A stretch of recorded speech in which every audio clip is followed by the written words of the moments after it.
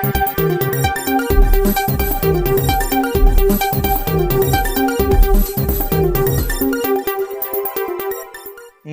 મિત્રો, મારી at news ચેનલમાં તમારું સ્વાગત છે।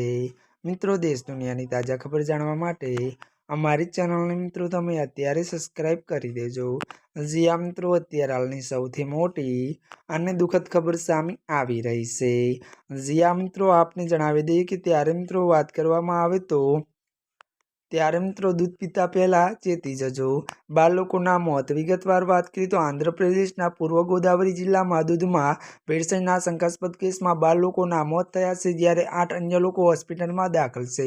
આરોગ્ય વિભાગના જણાવ્યા અનુસાર નરસાપુરમ ગામની ત્યારે વરલક્ષ્મી દૂધ ડેરી 106 પરિવારને દૂધ પૂરું પાડી હતી। વધુ વાત કરવામાં આવે તો જણાવી દઈએ કે શંકાને પગલે ત્યારે ડેરી બંધ કરી દેવામાં આવી છે।